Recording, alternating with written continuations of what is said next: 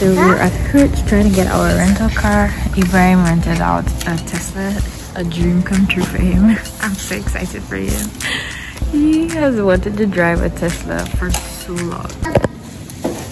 Alright, just collected the car seats, so now we are heading to the car. We need something to eat and we need to get the girls to bed because we have an early day tomorrow.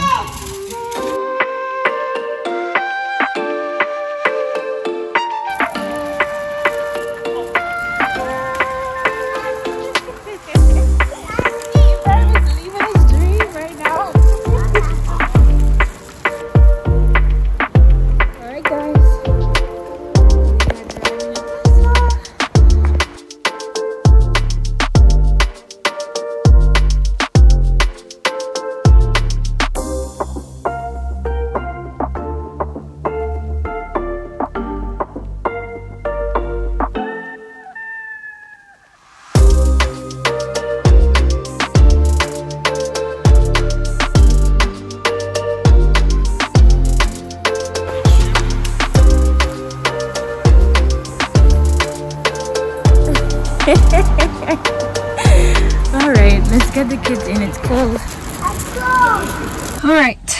Alright, so finally situated, I think. It took us quite a while to organize all of the luggage in the car. This thing is it's smaller than I anticipated, but thankfully there's a frunk or whatever you call it. So we got the suitcases in. We had to install the car seats, and then we need to get something to eat. Bella is asking for, what do you want, Bella? Chicken, fries, and ketchup. Chicken and fries and ketchup? Yeah. And then afterwards we are gonna go to the hotel. We need to sleep because we have an early day tomorrow. Yes, we do. Are you excited? I am.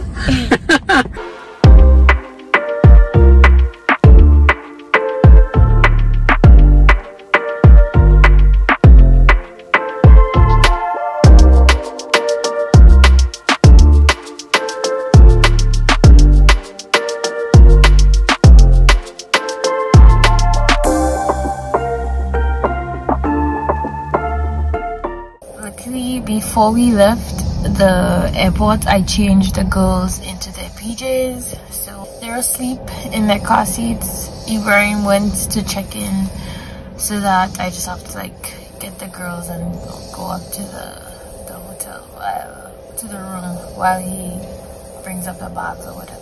I've settled the kids and Linnell in the room, and I'm just going to get the bags of the vehicle and then set up the electric vehicle charging. But just briefly, I'll just show you how the luggages fit into the bag. The vehicle's quite frankly smaller than I expected. It was really lacking in that aspect, the boot space. It made up for it in that it has a flat floor in the back seat, so that's where we actually got to store the stroller. I'll show you in a bit. And it has a frunk, so some of the hand luggages went into the frunk where your engine will normally be. It doesn't have an engine, it's an electric vehicle, so we had to store that there. The plus thing though is we have free charging at the hotel we stay in. It's something I checked in, but I wasn't really sure, but he confirmed, the guy at the front desk, so he will set it up for me in a bit and I'll walk you through that as well. And so by tomorrow the vehicle is pretty much charged. It's at 88%. We picked it up at 95. It's at 88, so at least we'll be able to trickle charge it, and by tomorrow morning when we're ready to road trip, we should have at least a little bit extra to go all the way to our destination. That just interesting piece of detail, that vehicle right there is the one that we rented, which is possibly the latest tech you can get for a vehicle nowadays. And right beside it is a classic. This is a Mercedes-Benz 300D turbo diesel, and guess what, guys? That was the vehicle that I learned to drive in many years ago when my dad was teaching me to drive. Manual, clutch and brake. I wonder if it's a manual vehicle. This is a classic. Oh my goodness, it is a manual, and that right there is something that out of specs will be absolutely proud of. But just look at the contrast. This is probably 1988. It's an 80s model, that I can guarantee you. You can tell from the extended bumper lip. In Gambia, they're crazy about this. They run for taxi. We will probably see some in Gambia, and they have been going for years. And to see one here right next to the new and modern is absolute classic. I was just going to show you guys a size comparison, so you can see the boot of this. This is a Chevrolet Equinox. It's a normal, you can see, mid-size SUV, and you can see the Tesla over there. That sloping roof line, man, it does not do any good. You can see that's much better. Storage space much better. Let me come over on this side just to show you what I see. Oh my goodness, it's almost like a sedan. It's almost like a sedan. Very, very impractical as opposed to going the more boxy shaped. It's a cool look. It's a cool looking car, but it robs you of space. Fun fact right there, I said I wasn't really going to look for panel gaps or talk about panel gaps, but yeah, like what, like this is noticeable. This is noticeable because when I got into the vehicle, I actually thought that it was ajar. See, I thought I hadn't closed the boot properly, so from this angle you can see it's sticking out quite a bit.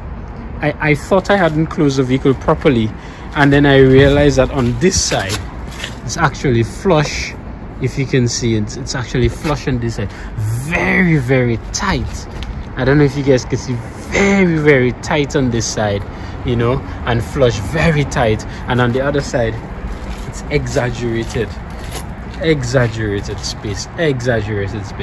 I know I'm all for Tesla and all of that, but this is what most people point out when they talk about the Tesla's build quality, and I've experienced it for myself, and that's just one negative of a really, really awesome vehicle. So this is the key card that you're given. It's just like a credit card. Says Tesla, shows you how to operate it. So to lock and unlock the vehicle, you see right now the vehicle is locked, the mirrors are folded in. So I'll just go ahead and just unlock it. So you just place it here on the B pillar. That's it. That's all you have to do. There's no rocket science. So that's the B pillar right there. So just wider angle so you can see. That's it. Lock and unlock your Tesla. That's it. And so let's go around. Let me show you the storage situations. Doors. So it's quite intuitive, really. Once you've done it the first time, it's just press and that's it. It's nothing to it. Just press and open. So in here, as you can see, pretty packed.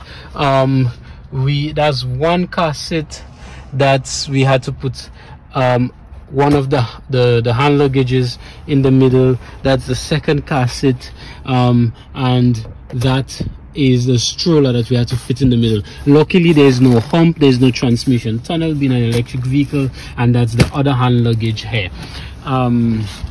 So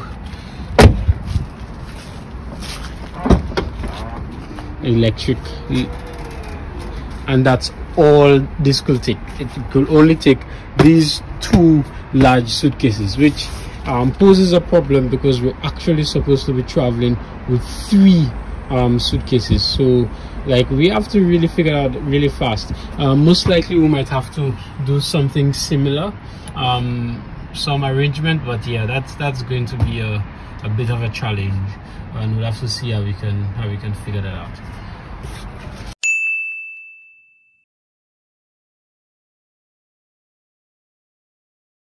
Right here it has a sub trunk. This is really deep. This is, as you can see, that's my elbow. That goes all the way down. If I place my hands flat, that's all the way down. That's my elbow, right? Just for reference, and then my fingertips. So that's really deep. It took that completely, and that closes flush. There's something blocking it there. That closes flush, and so at least it had that bit of subspace. sorry about that.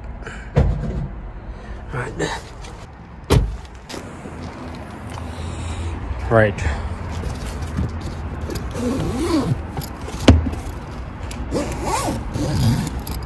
Ignore the diapers. Yeah, this is a family channel, guys. Sometimes there are dirty diapers.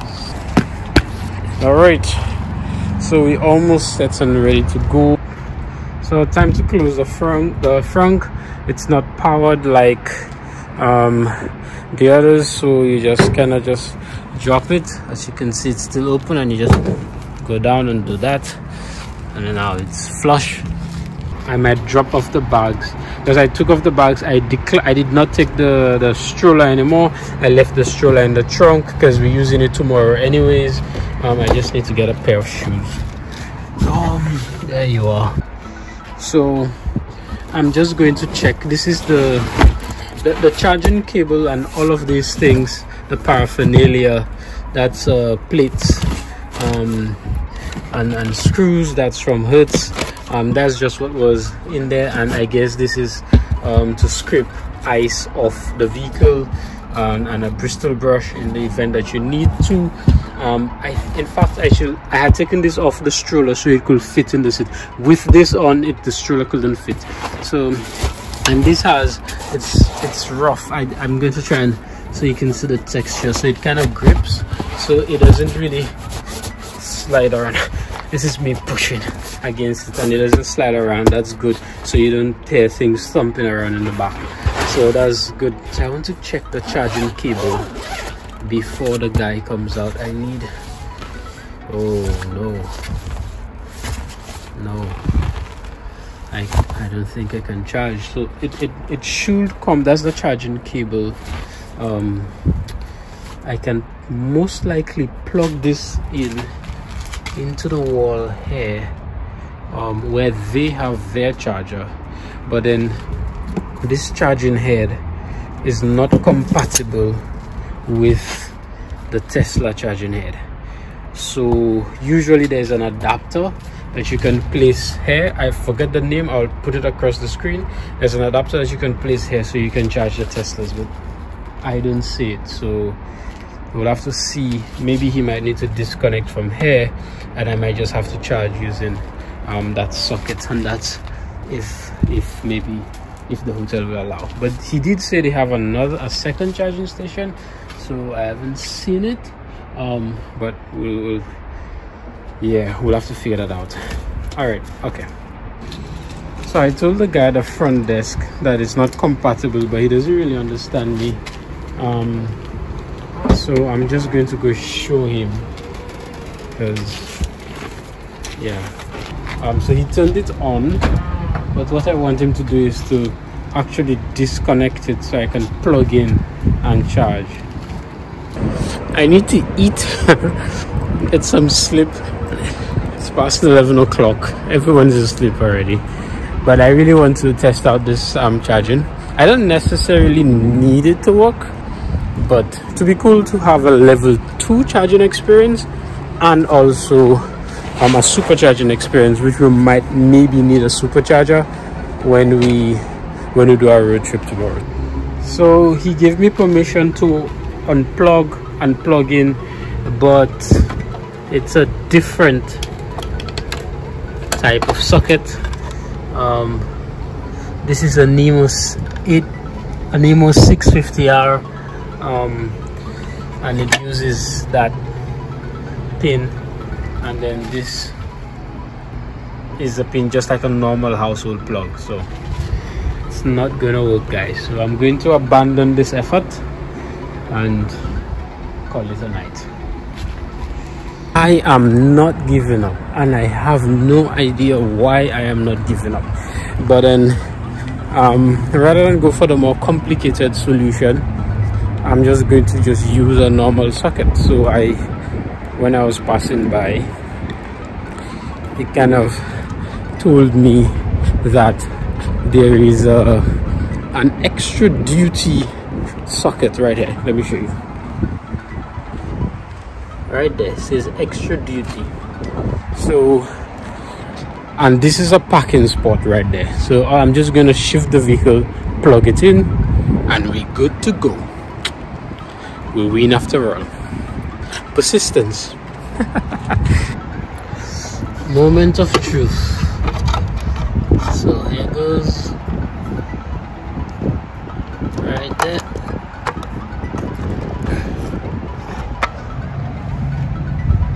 That's on. That light up.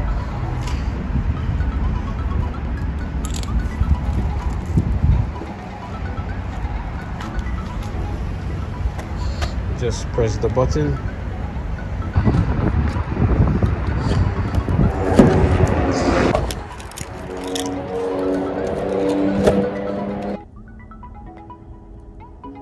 If we were not doing a road trip, we will not be charging to 100%. So it says charge limit 100%, 8 hours remaining. So it should be here for another maybe 6 hours. So yeah, this is great, and we have it charging. That's like charging from a 110 outlet, not even from a 220 outlet. So yeah, that's definitely very, very interesting. But yeah, success. We managed to do it. As my daughter will say, we did it.